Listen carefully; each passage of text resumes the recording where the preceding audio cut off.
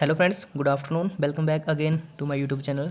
तो फ्रेंड्स, आप में से बहुत से एस्पिरेंट्स जिन्होंने एचपी हाई कोर्ट क्लर्क और प्रोसेस सर्वर का प्री का एग्ज़ाम जिनका क्लियर हुआ है और जो भी मेंस का एग्ज़ाम देने वाले हैं, काफ़ी कैंडिडेट्स के मैसेज मुझे आ रहे थे और वीडियोस पे कमेंट कर रहे थे कि सर मेंस के प्रीवियस ईयर के क्वेश्चन पेपर हमें प्रोवाइड करवाइए और किस तरह का मेंस का पैटर्न होता है। तो आज की इस वीडियो में आपको मैं प्रीवियस ईयर के एचपी हाई कोर्ट के क्लर्क और प्रोसेस सर्वर के मेंस के क्वेश्चन पेपर आपके लिए लेके आया हूँ। थोड़ा लेट हो गया, उसके लिए सॉरी, थोड़ा बिजी था, लेकिन आज की वीडियो में आपको सब कुछ क्लियर कर दूंगा कि मेंस के क्वेश्चन कैसे क्वेश्चंस आते हैं, किस तरह की आपको प्रिपरेशन करनी है और कब तक आपका मेंस का एग्ज़ाम हो सकता है, एग्ज़ाम सेंटर आपका कहाँ होगा, टाइपिंग और मेंस दोनों एक दिन ही होंगे या नहीं, कट ऑफ कितनी जा सकती है और एसए और लेटर के लिए आपको कौन सी बुक प्रेफर करनी है। तो चलिए वीडियो स्टार्ट करते हैं। टाइपिंग के लिए मैं एक अलग से वीडियो, डेडिकेटेड वीडियो बनाऊँगा एक दो दिन में कल। तो इस वीडियो में हम सिर्फ वही डिस्कस करेंगे कि हमारा मेंस के किस तरह के क्वेश्चंस आते हैं और हम उनको किस तरह से अप्रोच कर सकते हैं। चलिए, तो सबसे पहले हम बात करते हैं हम प्रोसेस सर्वर के एग्ज़ाम की। तो ये प्रोसेस सर्वर का मेरे पास क्वेश्चन पेपर है प्रीवियस ईयर का 2019 का। ठीक है, प्रोसेस सर्वर का एग्ज़ाम जो है आपका 40 मार्क्स का होता है। आपने पता होगा, आपने देखा भी होगा एग्ज़ाम उसमें रूल्स में, सिलेबस में। इसमें 25 मार्क्स का आपको ऐसे आता है और 15 मार्क्स की आपको लेटर आएगा, सॉरी एप्लीकेशन आएगी, हाँ एप्लीकेशन का लेटर। तो सबसे पहले हम बात करते हैं ऐसे की। तो सबसे पहले 25 मार्क्स का आपको ऐसे होगा। ठीक है, 300 वर्ड्स के आसपास आपको लिखना होता है और ऐसे में आपको चॉइस होगी। ठीक है, यहाँ पे देखिए पिछले प्रीवियस ईयर में यहाँ पे 3 ऐसे आए थे और 3 में से आपने कोई एक करना था। तो सबसे पहले आप देख सकते हैं, ग्लोबल वार्मिंग से खतरे, जान पर्यावरण की रक्षा करना हमारी शान, हिमाचल की सड़कों की चौड़ाई का काम के चलते मद्देनज़र ग्लोबल वार्मिंग पे निबंध लिखें। तो इसमें आपने निबंध लिखना था कि जो हिमाचल प्रदेश में सड़कों की चौड़ाई हो रही है तो उससे जो है हमारे इन्वायरमेंट के ऊपर क्या नेगेटिव प्रभाव पड़ रहा है, क्योंकि आपको पता है कि जब सड़कों की चौड़ाई होती है तो काफ़ी पेड़ काटने पड़ते हैं, काफ़ी माइनिंग करनी पड़ती है। ठीक है, तो उसका जो है हमारे पर्यावरण पे क्या प्रभाव पड़ता है और उससे ग्लोबल वार्मिंग कैसे इंक्रीज़ हो रही है। सेकंड था, सोशल मीडिया में समाज में जागरूकता लाने में महत्वपूर्ण भूमिका निभाता है, वर्णन कीजिए। इस ऐसे में आपने लिखना कि जो सोशल मीडिया जो भी हमारी है हम यूज़ करते हैं, फेसबुक, ट्विटर, विकिपीडिया या फिर टीवी या जो भी है हमारे सोशल मीडिया प्लेटफॉर्म है, उसमें हम कैसे जागरूक कर सकते हैं। आपने उसके एडवांटेज और डिसएडवांटेज दोनों ही बता देने हैं। तीसरा ऐसे था हमारा, हिमाचल प्रदेश की प्राकृतिक सुंदरता का वर्णन अपने शब्दों में कीजिए। तो ये नॉर्मल ऐसे था, इसमें आपने हिमाचल प्रदेश के टूरिज़्म के रिगार्डिंग जैसे उसकी सुंदरता के बारे में वर्णन करना था, अलग अलग डिस्ट्रिक्ट के बारे में कोई टूरिस्ट प्लेस डाल के उस तरह से आप लिख सकते हैं। ध्यान रहे कि जब भी आप कोई ऐसे लिख रहे हैं तो उसमें आपको अलग अलग हेडिंग देने की ज़रूरत नहीं है। ऐसे अपने ऐसे को आपने 3 पैराग्राफ में प्रिसाइज़ करना है। सबसे पहले 2 लाइन या 3 लाइन में आपको उसकी जो है इंट्रोडक्शन देनी है। इंट्रोडक्शन आपने लिखना नहीं है, बेसिकली आपने एक छोटा सा पैराग्राफ टाइप बनाना है, उसमें 2 या 3 या 4 लाइन में आप उसकी इंट्रोडक्शन दे सकते हो आप अपने ऐसे की। फिर बीच वाला जो आपका पैराग्राफ होगा मिडिल, ठीक है, उसको आपने स्टार्ट करना है। वहाँ से आप जैसे हाफ छोड़ दिया, हाफ लाइन छोड़ के फिर आगे से हाफ लाइन से स्टार्ट करना है। बीच में आपने लिखना है मेंस बॉडी। मेन बॉडी आपने ऐसे की अपने लिखनी है, उसमें आप पूरी उसमें डिटेल लिख सकते हैं, उसमें एडवांटेज डिसएडवांटेज लिख सकते हैं, जो भी है आपको जो भी डाटा है पॉइंट्स के थ्रू भी लिख सकते हैं। और फिर एक लास्ट में एक और पैराग्राफ बनाना है कंक्लूजन टाइप 2-3 लाइंस का। तो इस तरह से आपने अपने ऐसे को रिप्रेजेंट करना है। हैंड राइटिंग आपकी अच्छी होनी चाहिए, हैंड राइटिंग अच्छी होगी तो इंप्रेशन अच्छा पड़ता है, उसको आपको एक्स्ट्रा मार्क्स भी मिलते हैं। तो इस तरह से आपने ऐसे लिखना है। तो ये हमारा प्रोसेस सर्वर के एग्ज़ाम में ऐसे था। इसमें आपको फुल चॉइसेस होती है आपको ऐसे लिखने के लिए आपको, तो आप कर सकते हैं। सेकंड इसमें होता है कि एक आपको लेटर लिखना है। पिछली बार जो पेपर था उसमें लेटर में कोई चॉइस नहीं आई थी, एक ही लेटर आपको लिखने के लिए आया था।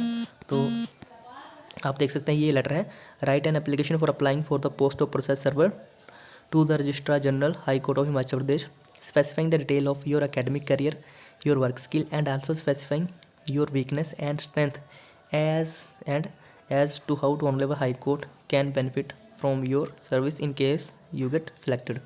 तो ये आप किसी जॉब के लिए अप्लाई करने के लिए आपको जो लेटर है आपको यूट्यूब पे मिल जाएगा, ऑनलाइन मिल जाएगा, गूगल पे आप उसको सर्च कर सकते हैं कि आप किसी जब जॉब के लिए अप्लाई करते हैं तो किस तरह का आप लेटर लिखते हैं।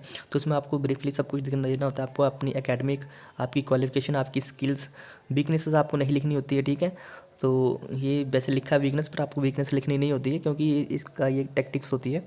तो इस तरह से आप लेटर लिख सकते हैं। लेटर आपको मैं भी आपको आगे वीडियो में बताता हूँ कि आपको किस तरह के लेटर्स आते हैं। देखिए, लेटर 2 टाइप के होते हैं, एक होता है फॉर्मल लेटर, एक होता है इनफॉर्मल लेटर। दोनों कैसे लिखे जाएंगे मैं आपको भी आगे डिटेल में वीडियो में बता दूंगा। फिलहाल ये आप देख सकते हैं, ये क्वेश्चन पेपर है। क्लर्क वाले भी देख लें क्योंकि ऐसे तो सबका सेम ही होता है। ठीक है, उनको भी इस तरह कैसे आ सकते हैं। और क्लर्क के पेपर जो ऐसे आएंगे वो प्रोसेस सर्वर के एग्ज़ाम में भी आ सकते हैं, तो आपको ध्यान से ये देखना है। अब हम बात करते हैं क्लर्क के पेपर की। तो ये एचपी हाई कोर्ट का जो क्लर्क का पेपर होता है ये वही है सेम। तो ये जो है क्लर्क कम प्रूफ रीडर का एग्ज़ाम होता है, ये भी हाई कोर्ट में हुआ था 2022 में। तो इसका थोड़ा पैटर्न अलग था क्योंकि इसमें हिंदी इंग्लिश ऐसे ट्रांसलेशन और साथ में इसमें कंप्यूटर सेक्शन भी आता था। लेकिन आपका जो अभी जो एग्ज़ाम हो रहा है आपका हो रहा है डिस्ट्रिक्ट जुडिशरी के लिए, ठीक है। कंफ्यूज नहीं करना उस एग्ज़ाम को इस एग्ज़ाम से। जो एचपी हाई कोर्ट में क्लर्क जो रिक्रूटमेंट हुई थी अभी 2022 में, जिसका भी रिजल्ट भी आ चुका है, जिसका इंटरव्यू होना है, तो वो सिर्फ हाई कोर्ट में ही बैठेंगे, स्पेसिफाई उनकी ज्वाइनिंग हाई कोर्ट में ही होगी। अभी जो आपका ये एग्ज़ाम होगा इसकी आपकी ज्वाइनिंग जो है डिस्ट्रिक्ट जुडिशरी में होगी, यानी कि आप अपने डिस्ट्रिक्ट कोर्ट्स में बैठ सकते हो। आपकी जो तहसील में जो कोर्ट है वहाँ पर आपकी पोस्टिंग हो सकती है। हर डिस्ट्रिक्ट में 4-5 कोर्ट है, किसी में 10 है, किसी में 6 है, किसी में 4 है, किसी में 5 है, किसी में 2 कोर्ट्स हैं, अलग अलग स्टेशन है, तो आपकी वहाँ पे ज्वाइनिंग होगी। तो क्लर्क के एग्ज़ाम में आप देख सकते हैं यहाँ पे 80 मार्क्स का पेपर होगा, सेम वही 2 घंटे का आपको टाइम होगा। टाइमिंग में आपको उसके प्रोसेस सर्वर के एग्ज़ाम की बता देता हूँ। प्रोसेस सर्वर के एग्ज़ाम में आपको 1 घंटे का टाइम होता है, ठीक है। पर क्लर्क के एग्ज़ाम में आपको 2 घंटे का टाइम होगा क्योंकि लेंथी पेपर है। यहाँ पे आप ऐसे जहाँ पे 15 मार्क्स का दिया वहाँ पे आपको 25-25 मार्क्स का ऐसे होगा, बस यही फ़र्क होगा, बाकी और कोई फ़र्क नहीं होगा। तो इसमें आप देख सकते हैं कि इसमें ऐसे दिया था, इसमें आपको 2 ऐसे आए थे, चॉइस में थे। इंग्लिश में आपको 300 वर्ड में लिखने थे। पहला है India is a young nation but an old civilisation, तो आपने इसके ऊपर ऐसे लिखना था। सेकंड था आपका importance of sports and entertainment in everyday life, तो स्पोर्ट्स की और एंटरटेनमेंट की आपकी लाइफ में क्या इंपॉर्टेंस है। तो नॉर्मल ऐसे हैं, आपको किसी बुक में मिल जाएंगे, मैं आपको बुक पे प्रेफर कर दूंगा। तो वही मैंने आपको जो बताया तरीका वही कि कोई भी ऐसे लिखना, आपको 3 पैराग्राफ में लिखने की कोशिश करनी है। Introduction, main body and conclusion. Main body में आप पॉइंट्स में भी दे सकते हैं, अगर आपके पास कोई पॉइंट्स है, कोई डाटा है अगर आप देखना चाहते हो, या फिर एडवांटेज और डिसएडवांटेज आप पॉइंट्स में देना चाहते हैं, या फिर उसको हाईलाइट करके कर देना चाहते हो तो उसको भी दे सकते हो, ठीक है। हिंदी में देखिए, हिंदी में आपको एक ऐसे आया था भारत के मौसम और त्यौहार, और सेकंड था एकता में अनेकता के संदर्भ में भारतीय संस्कृति। तो भारत के और मौसम और त्यौहार वही, जैसे कि भारत के जैसे मौसम चेंज होते हैं तो कैसे कैसे कौन कौन से जो है आपके त्यौहार आते हैं। जैसे मान लो कि जैसे बसंत आने पर हम बसंत पंचमी बनाते हैं, सर्दियों में हम लोहड़ी बनाते हैं, मार्च अप्रैल जब आता है बसंत की ऋतु में तो हम पोंगल, ओणम जो है ये जो हमारे फसल के त्यौहार हैं वो होते हैं। बरसात में हम मिंजर बनाते हैं, सर्दियों में हमारे और त्यौहार आ जाते हैं। तो इस तरह से आप उसको रिप्रेजेंट कर सकते हैं। एकता में अनेकता के संदर्भ में भारतीय संस्कृति, तो इसमें भी वही ईजी था वही कि भारत की डेमोग्राफी अलग अलग है, उसका अपन है उसको एक तरह से ऐसे टाइम में उसको प्रिसाइज करना था कि कैसे भारत में अलग अलग कल्चर है, अलग अलग बोलने वाले लोग अलग हैं, सबका ट्रेडिशन है, लेकिन फिर भी हम एक यूनाइट हैं कैसे, तो उसको आपने लिखना था। तो ये आपको ऐसे हो गया, इस तरह के आपको ऐसे प्रिपेयर करने हैं। बाकी एक ट्रांसलेशन होगी आपको, तो आप ये ट्रांसलेशन दे सकते हो। ये एक ट्रांसलेशन आप इसका स्क्रीनशॉट ले सकते हैं, मैं आपको चाहे तो उनकी PDF भी प्रोवाइड करा दूंगा। तो ये आप देख सकते हैं ऐसे, इसको आपने इंग्लिश टू हिंदी करना है, तो कोई बहुत ज़्यादा टफ भी नहीं है, बहुत ज़्यादा इजी भी नहीं है, ठीक है। तो आप ये पढ़ के आप इसको ट्रांसलेट कर सकते हो। ट्रांसलेशन के लिए आपको 11th और 12th की इंग्लिश की बुक होती है, आप वहाँ से ट्रांसलेशन पढ़ लेना है। इंग्लिश की जो बुक होती है 11th और 12th की, एक स्पेशली हमारे टाइम पे एक बुक आती है, इसमें जो है लेसन जो है इंग्लिश में होते थे, साथ में उसके नीचे ट्रांसलेशन भी दी होती थी हिंदी में, हर पैराग्राफ की, पैराग्राफ वाइज पैराग्राफ। तो अगर आपको वो बुक मिल जाती है 11th की 12th की दोनों की कोई भी, तो आप वहाँ से पढ़ के कर सकते हैं। ये आप देख सकते हैं पूरा पेपर, ये इंग्लिश वाला सेक्शन, ये 15 मार्क्स का, इसमें ये थोड़ा ज़्यादा मार्क्स का होगा मेरे ख्याल से 20-20 मार्क्स का होगा ये। हाँ 20 मार्क्स, 10-10 लाइनें होंगी, 20 मार्क्स की आपकी हिंदी होगी, 10 लाइनें आपकी हिंदी होंगी, 10 लाइनें आपकी इंग्लिश होंगी, 20-20 मार्क्स की होगी। क्योंकि ये जो है प्रूफ रीडर का क्लर्क का पेपर था हाई कोर्ट का, तो इसमें ये कंप्यूटर सेक्शन था। आपके एग्ज़ाम में कंप्यूटर सेक्शन नहीं आएगा, आप में इस एग्ज़ाम में सिर्फ हिंदी ऐसे, इंग्लिश ऐसे, इंग्लिश टू हिंदी ट्रांसलेट और हिंदी टू इंग्लिश ट्रांसलेशन आएगी। ये आप हिंदी वाला ऐसे देख सकते, हिंदी वाली आप देख सकते पैराग्राफ, चाहे आप स्क्रीनशॉट ले सकते हैं। ये भी ईजी था काफ़ी, कोई बहुत ज़्यादा टफ नहीं है, आप इसको एक बार पढ़ के इसको ट्रांसलेट कर सकते हैं। फिर ये जो है हमारे पास जो है ये क्लर्क का ही पेपर है, ये 2019 में जो डिस्ट्रिक्ट जुडिशरी का जो भी आपका एग्जाम होना उसका ही सेम पेपर है। उस टाइम पे जैसे ये क्वेश्चन आए थे तो आप देख सकते हैं ये ऐसे आया था, इंपॉर्टेंस ऑफ एजुकेशन। ये आपको इंग्लिश में लिखना था, 500 वर्ड्स में ये लिखना था, ठीक है। तो 300 वर्ड में वहाँ पे आप लिखा होगा कि 300 वर्ड्स में लिखना है या 500 वर्ड्स में लिखना है, तो आपको वहाँ पे पता लग जाएगा। लेकिन मेरे हिसाब से ये 500 वर्ड में ही लिखना होता है, क्योंकि जो हाई कोर्ट क्लर्क का एग्ज़ाम था उसमें कंप्यूटर वाला सेक्शन था, इसमें नहीं होगा, इसलिए वो 300 वर्ड में था। ये वाला आपको 500 वर्ड का ही होना है, तो आपको 500 वर्ड के हिसाब से प्रिपरेशन करके जाना है। तो इसमें पिछली बार जब 2019 में एग्ज़ाम हुआ था उसमें आपको चॉइस नहीं थी, ऐसे में आपको एक ही ऐसे आया था और आपको वो लिखना ही लिखना था, इंपॉर्टेंस ऑफ एजुकेशन। इस बार हो सकता है कि आपको चॉइस दे दी जाए, हो सकता है नहीं भी हो। तो ये आपको इंग्लिश में ऐसे था। हिंदी में अगर आपको ऐसे आता, यदि मैं प्रधानमंत्री होता, तो ये आपको हिंदी में लिखना था। ये आप किसी भी ऐसे वाली बुक में आपको ये दोनों मिल जाएंगे। ईजी थे ऐसे, कोई बहुत ज़्यादा टफ नहीं है। फिर बात करते हैं कि एक ट्रांसलेशन की। तो ये ट्रांसलेशन का एक पैराग्राफ था, इसको आप पढ़ सकते हैं, स्क्रीनशॉट भी ले सकते हैं। तो इसको आपने इंग्लिश टू हिंदी ट्रांसलेट करना था। इसको थोड़ा ईडी टू मॉडरेट लेवल का था थोड़ा सा पेपर, और ये एक हिंदी का था। तो इसमें भी आप पढ़ सकते हैं इसको आप अच्छे से, कि लाल बहादुर शास्त्री जी का जन्म को ज़्यादा टफ भी नहीं है, बहुत ज़्यादा इजी भी नहीं है। इसको आपको हिंदी टू इंग्लिश ट्रांसलेट करना था। तो ये 15-15 मार्क्स की आपकी ट्रांसलेशन थी, और 25-25 मार्क्स के आपके ये दोनों ऐसे थे। 25 मार्क्स का ये, 25 मार्क्स का ये, 50, और 15 दोनों ये। तो ये मैंने आपको प्रीवियस ईयर के क्वेश्चन पेपर बता दिए। ज़्यादा इसमें बताने वाला कुछ नहीं है। आपको एक मैं बुक बता देता हूँ, आपको वहाँ बुक से मैक्सिमम सारे अपने ऐसे पढ़ लेने हैं। आपको एक लेटर भी बता दूँगा, लेटर की बुक भी आपको मिल जाएगी, उससे अपने प्रोफेसर सर्वर के एग्ज़ाम के लेटर्स की प्रिपरेशन करनी है। किस तरह के लेटर होते हैं वो भी मैं आपको डिटेल में बता दूँगा। अब पहले हम बात करते हैं कि आपका मेन्स का एग्ज़ाम कब होगा। तो आपका जो मेन्स का जो एग्ज़ाम है वो जो है आपका अप्रैल में होगा, क्योंकि मार्च में होने की कोई संभावना नहीं है, क्योंकि अभी मार्च में जो है अभी आपका क्लास 4 पीएन ऑर्डरली चौकीदार के इंटरव्यू चल रहे हैं, 23 तक वो हैं। उसके बाद हाई कोर्ट के जो प्रूफ रीडर और क्लर्क की पोस्ट का इंटरव्यू है वो होंगे 28 तक। तो मोस्ट प्रोबेबली चांस है कि आपका अप्रैल में मेंस होगा। सेकंड बात यह है कि आपकी टाइपिंग और मेंस दोनों एक दिन ही होंगे।